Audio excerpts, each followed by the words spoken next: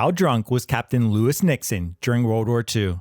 Band of Brothers doesn't exactly answer this question. In fact, the series initially presents Lewis Nixon's addiction to alcohol as an almost benign character trait. It's something we casually notice, but it is largely overlooked by those around him, including his best friend, Richard Winters. However, as the war progresses, Nixon's reliance on alcohol becomes more pronounced, mirroring the psychological toll of the war on the men. Like many soldiers who turn to alcohol to deal with the stress of battle, it became a coping mechanism. Lewis Nixon's addiction becomes most apparent in Episode 9, Why We Fight, after he is one of only 4 survivors who makes it out of a plane that was shot down during a combat jump. Then, not long after he returns to his regiment, he receives a letter from his wife informing him that she is leaving him. A short time later, the men discover a concentration camp, which leaves everyone visibly shaken, including Nixon.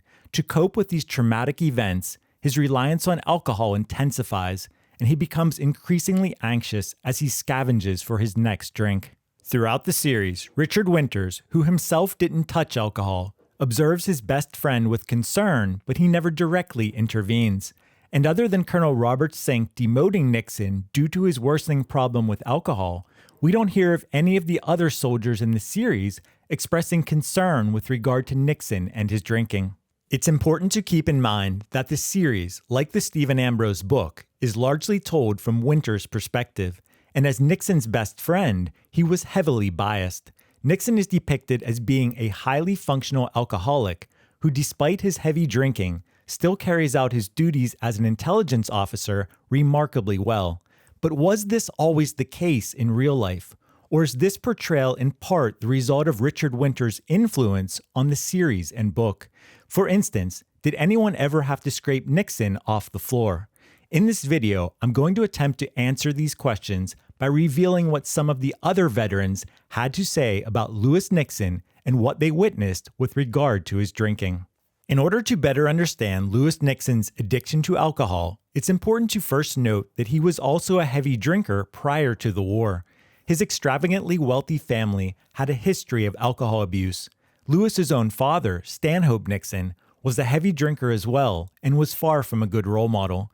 When Stanhope was a junior at Yale in the fall of 1913, he had attended a wine party at a local hotel with a number of other students. While they were returning to the dorms after the party, Stanhope allegedly assaulted a telephone company engineer named Edward Everett and nearly killed him. Stanhope claimed that he had been drinking absinthe that night and was too intoxicated to remember the assault. The judge, a Yale graduate, let Stanhope off with a fine and controversially blamed the university for creating an environment where the students had too much free rein. The following year, Stanhope was arrested at Yale for robbery. His friends claimed that he committed the robbery on a dare. The stolen property was found in his dorm room, and friends said that he was too afraid to return it. Stanhope's father, Lewis Nixon I, brought in 2 lawyers from New York who argued that the young man's monthly allowance from his father was more than the value of the items stolen. Lewis Nixon in some ways had followed in his father's footsteps in life. Both men had very much enjoyed the fruits of Lewis's grandfather's success as a shipbuilder and then the founder of Nixon Nitration Works. Lewis, like his father, had been raised with a silver spoon in his mouth, and both grew up to enjoy partying, including drinking too much. As Richard Winters noted in his memoir, by the time Lewis Nixon enlisted in the Army, he was already a hard drinker, a free spirit who enjoyed the wildlife and partied with the best of them. Nixon entered the military an alcoholic, and his reliance on alcohol continued and escalated throughout the war. Let's now look at what other veterans had to say about Lewis Nixon and his drinking during the war. Shout out to the Tumblr blog Winix85, who put together a post with a few of these quotes, which was a great starting point that I've expanded on here. Easy Company veteran Ed Shames offered some of the harshest comments regarding Lewis Nixon. During a May 2014 interview with the American Veterans Center, after commenting that Lewis Nixon came from probably the 3rd richest family in the USA, Shames said that Nixon was, and I quote, "the worst drunk there's ever been in the history of the United States military." Shames had been assigned to be Nixon's assistant and had a closer working relationship to Nixon than many of the other men. However, according to Shames, this close relationship only lasted for about 10 days. Nixon was a total 100% drunk, said Shames. He was absolutely worthless. Shames recalled that Nixon had privately rented a home in Aldbourne, England. First thing he told me was that my main job was to wake him up in the morning. He rented out his own home, rented out his own place in Aldbourne. He didn't stay at the officers' quarters. Shames said that it was as if he was on some sort of bizarre foreign vacation. The place was a total mess, with empty bottles everywhere, said Shames. He expected me to keep the house in order and also look after the daily running of the S2. Ed Shames recalled having to scrape Lewis Nixon off the floor on several occasions. This is a level of intoxication that is not depicted in Band of Brothers. After picking him off the floor 3 or 4 times, I decided that my mama didn't raise me to be a nursemaid to a drunk. I went to see my battalion commander to ask to transfer. He threw me out of the office because he needed me, he thought.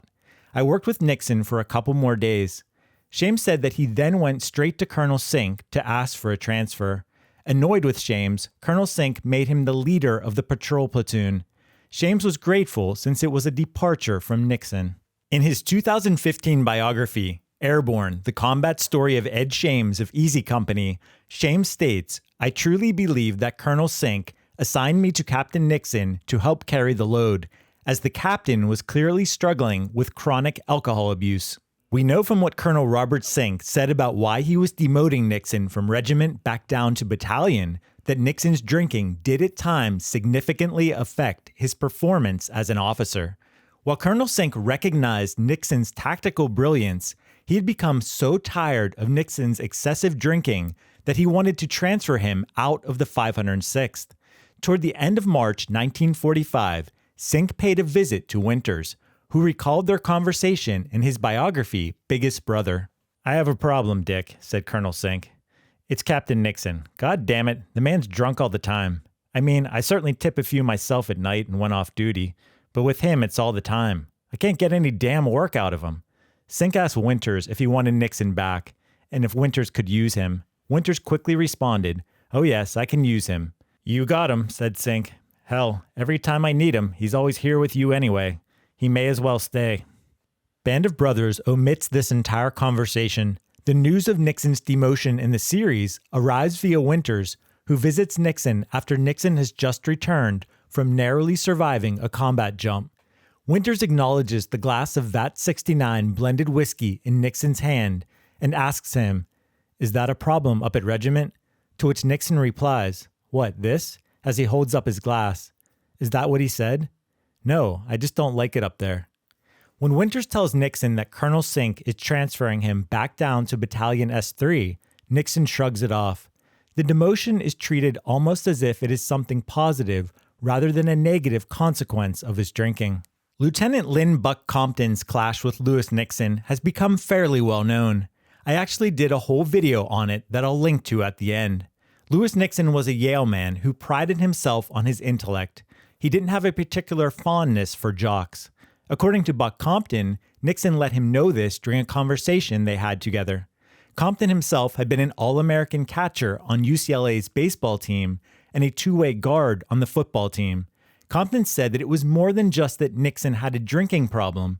In Compton's words, Nixon was a prick. He described Lewis Nixon as a sullen character, a highbrow Yale man who wasn't a likable guy. Other than acknowledging Nixon's drinking problem, I've never come across Compton commenting further on it. Sergeant Don Malarkey, in his memoir, described Lewis Nixon as being Richard Winters' closest pal and the resident lush. While describing Nixon's friendship with Winters, Malarkey said that Nixon was a full-blown alcoholic. In spite of these comments, Malarkey still seemed to have a somewhat balanced view of Nixon. With regard to Nixon winning the lottery in Bastogne for a 30-day furlough, Malarkey commented, "Okay, Lewis Nixon won it, but had the guts to stay," referring to the fact that Nixon rejected the furlough, opting to remain with the men. Malarkey described a moment after the war at a reunion in Dallas when some of the men were sitting around a table, including Nixon. At some point, Nixon teed off on Buck Compton, calling him a coward. Malarkey, who had served closely with Buck Compton and had witnessed his bravery, replied, "Is that right? And how many silver stars do you have?" The comment shut Nixon up. Buck Compton was sitting at another table at the time, but after hearing about the incident, Compton cut Nixon some slack because he said that the men would sometimes have one drink too many. Paratrooper Clancy Lyall, who was transferred to Easy Company in August 1944, remarked, "Lewis Nixon drank a lot, but not in combat." Lyall went on to say, "He wasn't a drunk as they wanted to depict him. He was a real fine intelligence officer." As the Tumblr account Winix85 points out, Clancy Lyall seems to have been a very nice guy who generally tried to see the best in everybody. Easy Company veteran Shifty Powers described Lyall as a good-hearted farm boy from Texas. And given that Lyall joined Easy Company when Lewis Nixon was already an intelligence officer at Battalion, Lyall would have had less overall contact with Nixon than some of the other men. However, Clancy Lyall and Richard Winters weren't the only two men who had positive things to say about Lewis Nixon. As the Tumblr blog points out, Bill Garnier, for example, referred to Nixon as being one of the best when he said in his book Best of Friends, "I could have done Strayer's job if I had men underneath me like Sav Matheson, Lewis Nixon, Dick Winters, Clarence Hester, Fred Moose Heiliger, all the best." The book doesn't mention Nixon's alcoholism directly, but Garnier's friend and fellow Easy Company veteran Babe Heffron does mention Nixon indulging at the former Nazi playground of Berchtesgaden. "The one who really took advantage of the booze was one of our lieutenants, Lewis Nixon," states Heffron. Lewis Nixon's best friend, Richard Winters, is the most biased source when it comes to Nixon's drinking. But that's not to say that Winters' comments don't provide any insight. After all, he knew Nixon the best.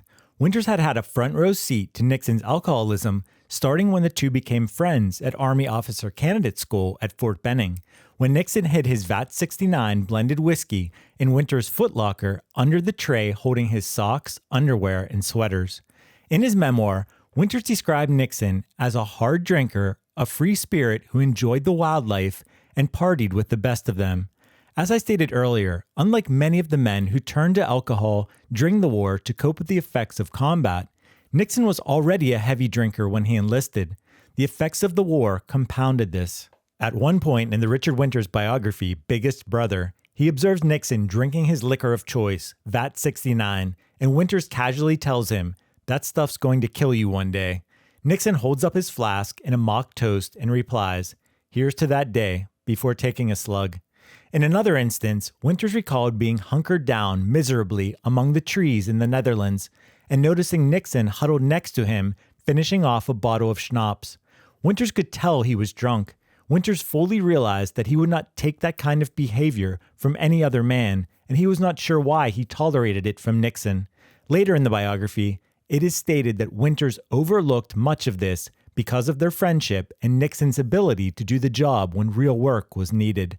However, for Nixon, doing the job often meant delegating responsibilities. Richard Winters described arriving at Berchtesgaden at the end of the war and finding a stash of roughly 10,000 bottles of the world's finest liquor in the basement of Hermann Goering's Officers Club. Having no use for the alcohol himself as a non-drinker, he planned to surprise his best friend, Lewis Nixon, but insisted that Nixon sober up first. It is then in the memoir that Winters admits, "My only problem with Nixon was keeping him sober." However, he makes sure to immediately preface that statement with a compliment, stating in full, "Captain Nixon was always my finest combat officer. My only problem with Nixon was keeping him sober." In a letter to his friend, Deetta Alman, during the war, Winters was a bit more candid with regard to Nixon's drinking. "Captain Nixon is the biggest drunk I've ever seen, known, or hoped to see," wrote Winters. "He's worth a small fortune, never will have to work a lick in his life, but absolutely the most reliable man I've ever known." This seemed to be a common habit of Winters when mentioning Nixon's drinking problem. He often buffered it with a compliment. In a separate letter to Deetta, Winters seemed to contradict himself by writing that Nixon was absolutely the most undependable man you'd ever want to find. According to the Richard Winters biography, Biggest Brother, Winters considered Lewis Nixon so unreliable that he at first didn't put much stock in Nixon's job offer for him to come work for Nixon Nitration Works, the family business. He accepted the position after the war, But for Winters, the job was not without its irritations, including the overseeing of layoffs and contending with Lewis Nixon's woes of alcoholism. In recalling his relationship with Nixon in the years immediately following the war, Winters said the following: "Nixon and I always remained good friends, but our relationship after the war was tough. The thing that kept us together was the bonding we had from the war, because to visit with Nixon was to sit there and watch him get drunk. That's no fun when you're sober. So I'd sit there until I got tired, then I'd get up and go to bed. It was the only thing I could do." Overall, while the scenes in Band of Brothers that depict Lewis Nixon's drinking appear to be largely accurate, the inaccuracy comes by way of omission. The series mostly attempts to pass off Nixon's heavy drinking as a personality trait that becomes a coping mechanism during the war, rather than a significant problem that affected his performance and those around him. Yet, as highlighted in this video, we know from comments made by some of the veterans that this wasn't always the case. It's understandable why Band of Brothers chose to tone down Lewis Nixon's alcoholism. As a result, his character is arguably more likable, and his drinking never becomes a distraction from the series' focus on easy company. While it would be easy to watch this video and walk away with a negative impression of Lewis Nixon, it's important to remember that, prior to enlisting, he was a man who possessed the resources to very likely be granted a deferment from military service. This includes the fact that his family business, Nixon Nitration Works, was considered essential to the war effort.